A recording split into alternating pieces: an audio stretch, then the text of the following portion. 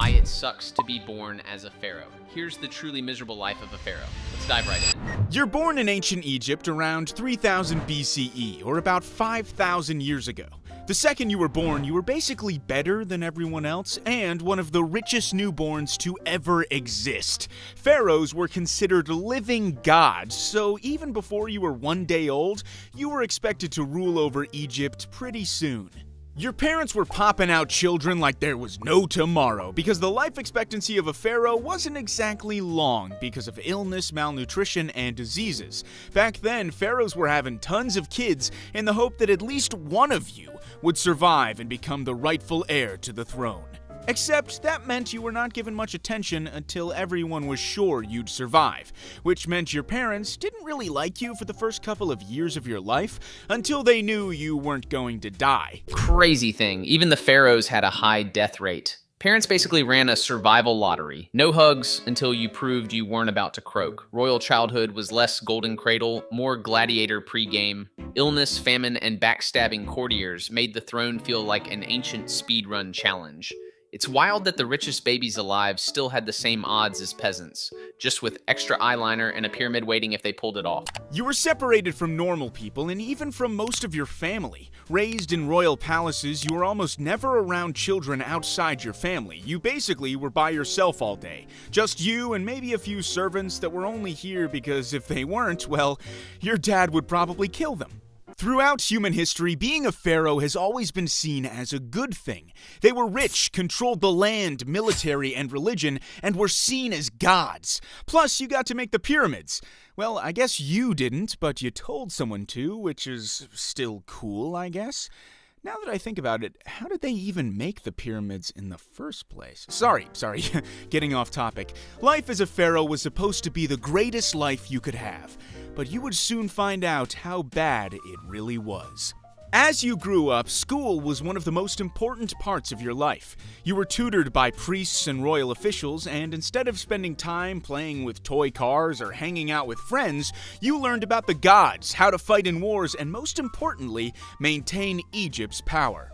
As you hit your teen years, you officially survived the huge concern of dying as a kid. So, congratulations! But unfortunately, you have bigger problems on your hands. Assassinations and betrayals within your family become your daily concern. If the pharaoh was still alive, there was always the possibility that another one of your family members might try to end your life and try to get the throne all to themselves before you even had a chance. So you might always want to be checking who's behind you. You never know who might try a little bit of funny business when you weren't looking. So yeah, being a pharaoh meant luxury palaces, but also a childhood lonelier than a kid with dial-up in 2005. Instead of friends or games, you got priests drilling you on war tactics and god worship, basically ancient Egypt's version of endless PowerPoint slides. And just when you thought surviving childhood meant smooth sailing, boom, welcome to Teen Assassination Simulator.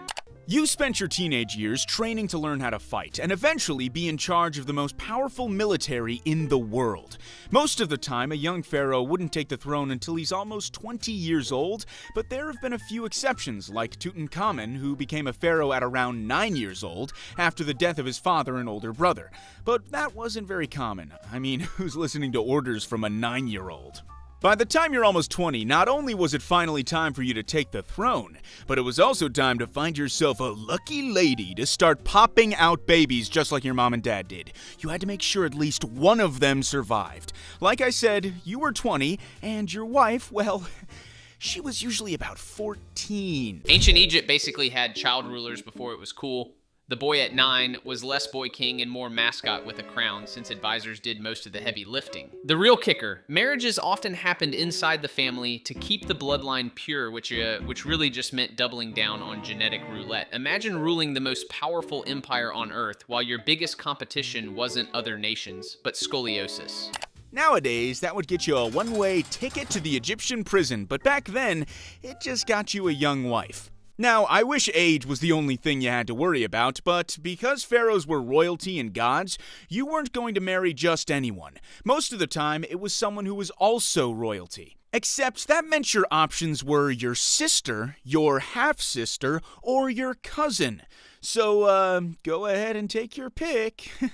Inbreeding was a big problem for the Egyptians. King Tut was one of the most famous pharaohs in Egyptian history, and inbreeding may have been part of the reason he died. He suffered from cleft palate, a rare bone disease, and a clubbed foot, which inbreeding could have played a factor in. Even though it doesn't seem like it, doctors back then were actually a little bit ahead of their time. They had minor surgeries for broken bones, specialist doctors like dentists, which of course worked on teeth, ophthalmologists who take care of your eyes, and physicians for your chest who were in charge of stuff like your heart and lungs. They had ointments, minerals, and plants to treat wounds, and even had proper hygiene, showering most days and adding some perfume and oils to keep you smelling fresh. They were very ahead of their time, except with infections and germs.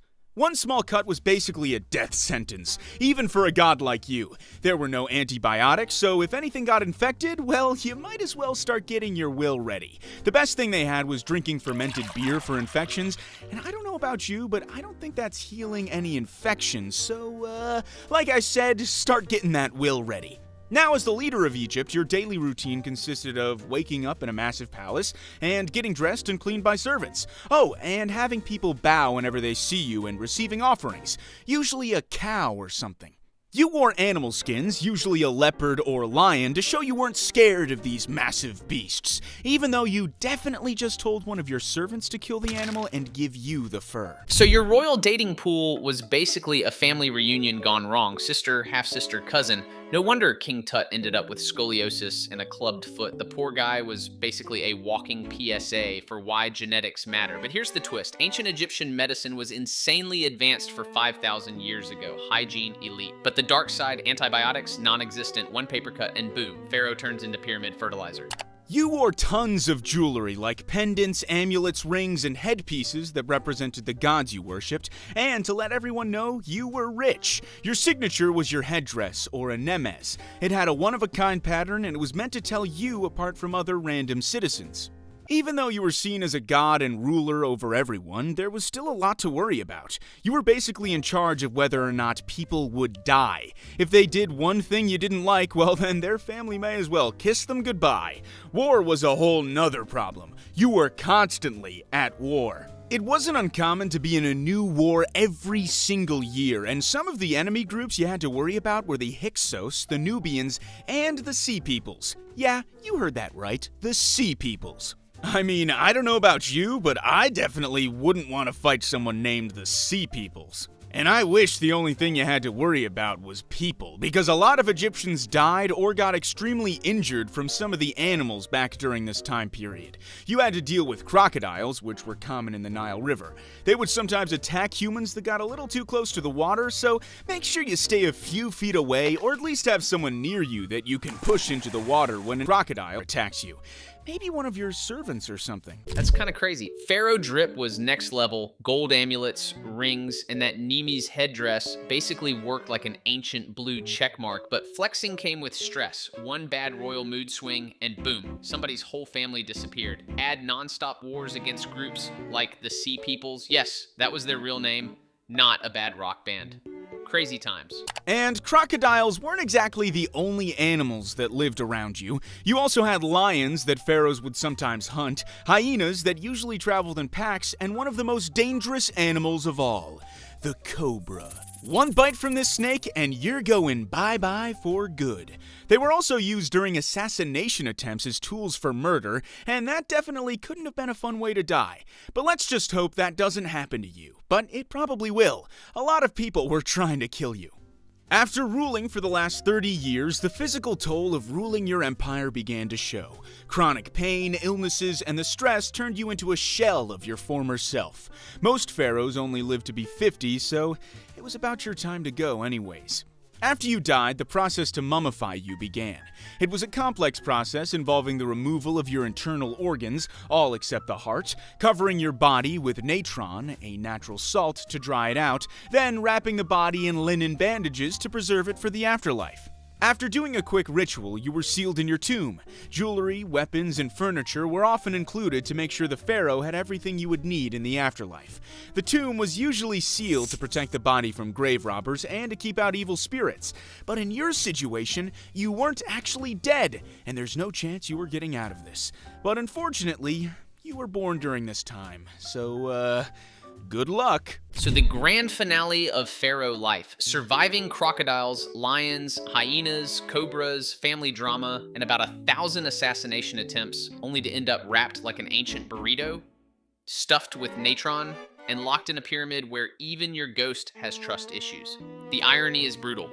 You spent decades proving you were a living god, only to be undone by biology, betrayal, or one unlucky snakebite. And yet, thousands of years later, tourists still line up to gawk at your corpse. That's not immortality, it's the ancient world's weirdest version of clout. Jinx did an amazing job with this video. Check the link in the description. As for what's next, let's just say history had other surprises waiting, and they're not any less insane. Stay nerdy.